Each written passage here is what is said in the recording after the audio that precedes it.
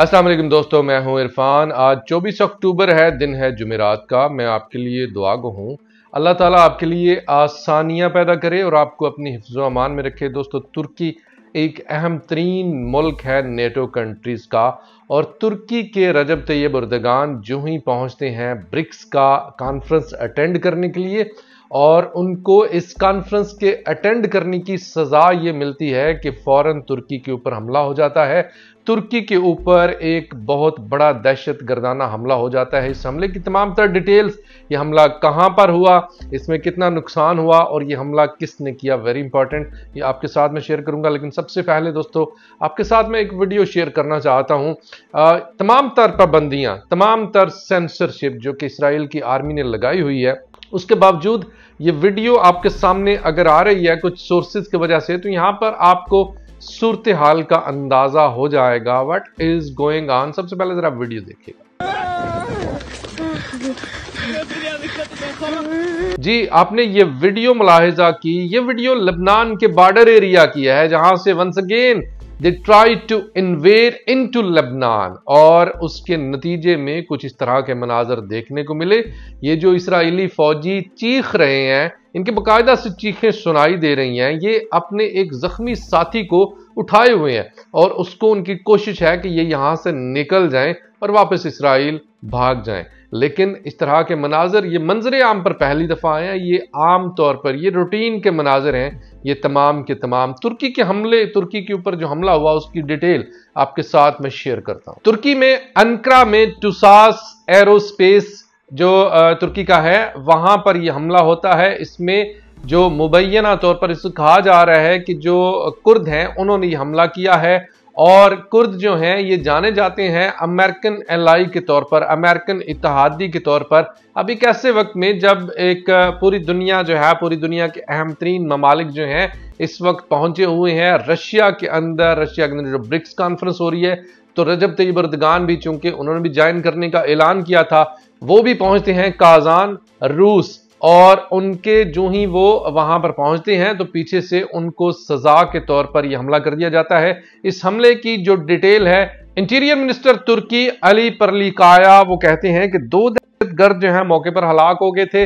इसके अलावा जो ये हमला हुआ है, इस हमले में 4 लोग शहीद हुए हैं, 13 जख्मी हुए हैं। इन 13 में से 3 की हालत बहुत ज्यादा नाजुक बताई जा रही है। तो इसके मुताल्लिक ये बता रहे हैं कि ये कुर्द थे और मुबैना तौर पर इसका नाम आ रहा है। इसमें एक जो खातून थी इन हमला आवरों में, उसका नाम भी सामने आ रहा है, और इस खातून को मुबैना तौर पर फराह करीम के नाम से पहचाना गया है।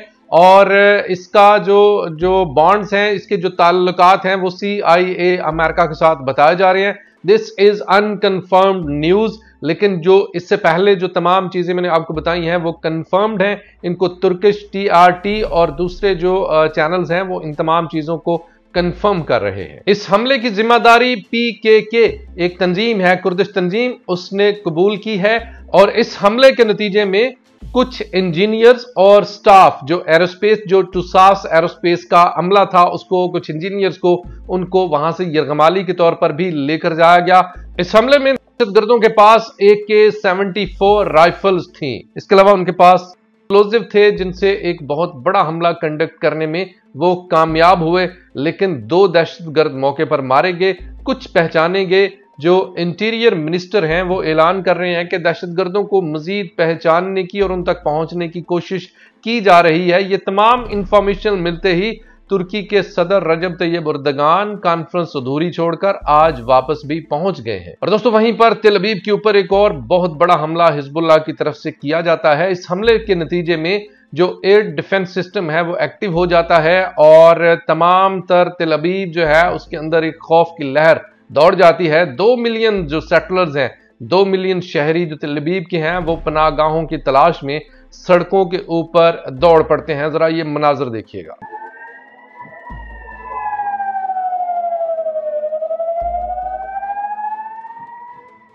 इस हमले के बाद जो एम्बुलेंसेज हैं वो हमले की जगह पर, यानी जहां जहां पर रॉकेट गिरे हैं वहां पर एम्बुलेंसेज उनकी दौड़ने लग गई।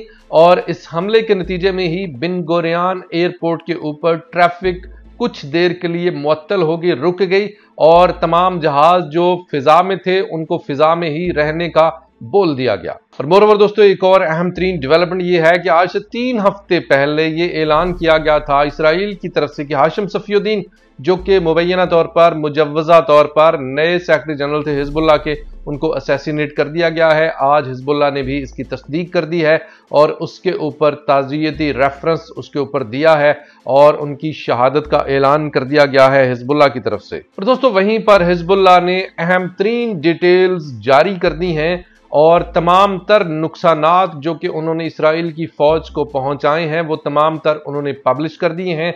और उनका ये करना इसलिए भी ज़रूरी था क्योंकि इस वक्त जो है पाबंदी है, जो इसराइली मीडिया है वो तो बताएगा कुछ नहीं, जो आज़ाद मीडिया है उसकी अप्रोच नहीं है, लिहाजा हिजबुल्लाह ने ये तमाम तर चीज़ें इनको पब्लिश कर दिया है। इसमें बताया है कि कम अज़ कम 70 फौजी हिजबुल्लाह ने हलाक किए हैं। इसके अलावा दोस्तों 28 मरकावा टैंक उन्होंने तबाह किए हैं। इसके अलावा 600 जो फौजी हैं इसराइल के वो जख्मी हालत में हैं। इसकी तमाम तर तफसील जारी कर दी गई है। भारी नुकसान की इतलात हैं और इसमें बताया गया है कि 4 मिलिट्री बुलडोजर और 1 ट्रूप कैरियर भी तबाह किया है हिजबुल्लाह ने। मोरओवर 4 हर्मज 450 और 2 हर्मज 950 ये तबाह किए हैं हिजबुल्लाह ने। इसके अलावा ये तमाम जो नुकसान हिजबुल्लाह ने शाया किया है इसमें वो नुकसान शामिल नहीं है जो कि बेसिस पर होता है, जो कि मिलिट्री साइट्स के ऊपर होता है, जो बैरक्स के ऊपर हो रहा है, वो इसके अलावा है हिजबुल्लाह के मुताबिक। और इसमें मजीद कहा गया कि IDF जो है इसराइली डिफेंस फोर्सेस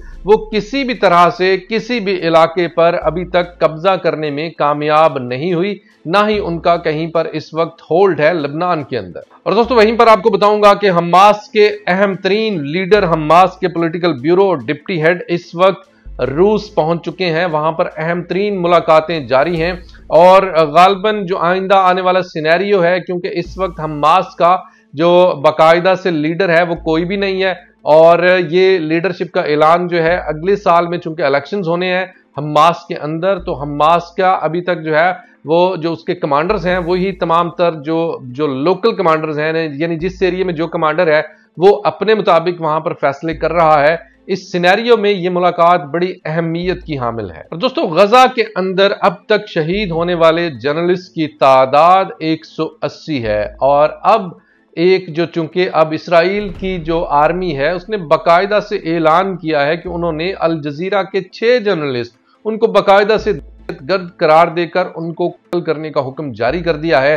और इसके मुताल्लिक दोस्तों अल जजीरा ने इसकी मजम्मत की है। ये जो जर्नलिस्ट हैं जिनके नाम भी सामने आ चुके हैं, तलाल महमूद अरूकी, अला सलामा, अनस अल शरीफ, हुसाम शब्बात, इस्माइल उमर और अशरफ सिराज, ये 6 जो अल जजीरा के जर्नलिस्ट हैं इनको दहशत गर्द करार दे दिया गया है। IDF की तरफ से कहा गया इनके हमास से राब्ते हैं, इनके इस्लामिक फलस्तीनी के साथ राब्ते हैं और इनको दहशत गर्द करार दे दिया गया। ऑलरेडी अल जजीरा के बहुत सारे जो जर्नलिस्ट हैं उनको गजा के अंदर शहीद कर दिया गया है और इनमें अब मजीद इजाफा होने का खदशा भी है। और दोस्तों इसराइल की आर्मी को गर्द करार सारी दुनिया दे रही है और पूरी दुनिया के ममालिक जो हैं वो इस वक्त कह रहे हैं कि इसराइल की आर्मी गर्द आर्मी है।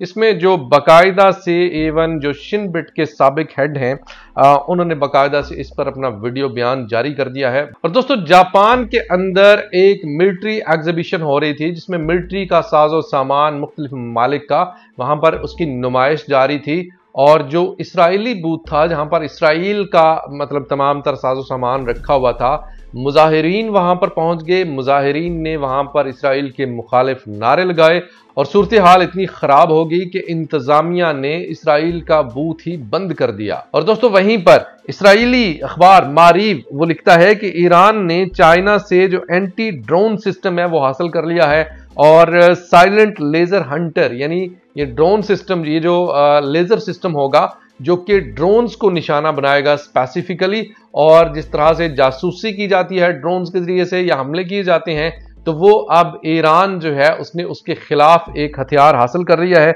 दोस्तों आपको बता दूं कि मारीव अखबार वहीं पर एक और दावा भी कर रहा है, जैसा कि काफी दिनों से खबरों में आपको बताया जा रहा है कि Su-35 हासिल कर ली हैं ईरान ने और इसके अलावा जो S-400 है वो भी हासिल कर लिए हैं ईरान ने। अब मारीव जो इसराइल का अपना अखबार है वो इसकी तस्दीक भी कर रहा है। और दोस्तों ये वही लेजर साइलेंट लेजर हंटर है जिसका कुछ दिन पहले اسرائیل کو انکار کیا تھا چائنا نے واضح طور پر کہا تھا کہ اسرائیل کو یہ ہتھیار ہرگز نہیں دیا جائے گا۔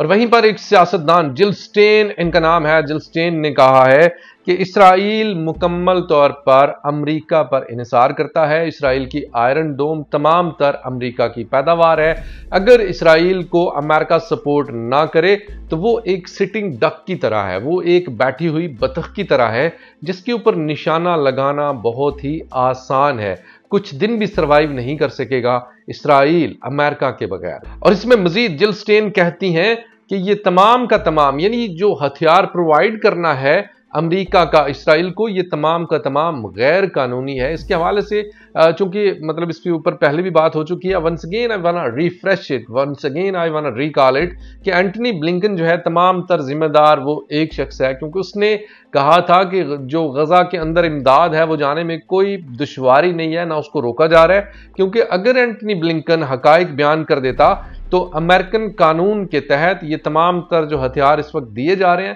یہ اسرائیل کو نہ دیے جا سکتے۔ اور وہیں پر برکس کے حوالے سے، برکس کی جو کانفرنس ہو رہی ہے اس کے حوالے سے ایک دو نیوز آپ کے ساتھ شیئر کروں گا۔ دوستو اس موقع پر صدر پوٹن انہوں نے بڑے واضح طور پر، بڑے نپے تلے الفاظ میں انہوں نے ایک چیز واضح کی، انہوں نے کہا کہ ہم ڈالر کو نقصان نہیں پہنچانا چاہتے تھے، ہم ڈالر کے اگینسٹ نہیں جانا چاہتے تھے، لیکن مسئلہ یہ ہے کہ ہمیں یہ سارا کچھ کیوں کرنا پڑا، کیونکہ ہمیں ڈالر استعمال کرنے سے روک دیا گیا، لہٰذا اس کے جواب میں ہم یہ سارا کچھ کر رہے ہیں۔ صدر پوٹن کی ویڈیو دیکھیے گا۔ Мы не отказываемся, не боремся с долларом. Но если нам не дают с ним работать, что же делать? Мы тогда вынуждены искать другие альтернативы, что и происходит. جی دوستو آپ نے ویڈیو ملاحظہ کی۔ اچھا اب اس سینیریو میں سب سے امپورٹنٹ چیز آپ کے ساتھ میں شیئر کرتا ہوں، محمد بن سلیمان وہ برکس کا اجلاس، ان کی کانفرنس اٹینڈ کرنے کے لیے نہیں گئے، حالانکہ انہوں نے بڑا واضح طور پر اعلان کیا تھا کہ میں جاؤں گا، لیکن کیوں نہیں گئے؟ اس کی ریزن یہ ہے کہ وہ اس وقت مصروف تھے اینٹنی بلنکن کے ساتھ ملاقات میں۔ ایک طرف برکس، یعنی یہ تمام چیزیں برکس کی، ظاہر ہے جو سمٹ ہے وہ پہلے سے طے شدہ تھی، اینٹنی بلنکن کا دورہ بعد میں طے ہوا ہے اور اس کو انہوں نے زیادہ امپورٹنٹ سمجھا ہے، اور اس کی ریزن یہ ہے کہ اس وقت جو اینٹنی بلنکن جو کہ وہاں سے آئے ہیں، وہاں سے ان کا دورہ کر کے محمد بن سلیمان کے ساتھ ملاقات کر کے، اس ملاقات کے بعد اینٹنی بلنکن کا بیان آ جاتا ہے کہ سعودی عرب کے ساتھ ایک امپورٹنٹ ڈیل اس سال کے آخر تک ہو جائے گی امریکہ کی۔ یہ ڈیل کیا ہوگی اس کے متعلق کافی سارے قیافے ہیں، کافی ساری باتیں ہیں جو کہ آپ کے ساتھ شیئر کی جا سکتی ہیں، لیکن اس وقت تک کے لیے اتنا ہی۔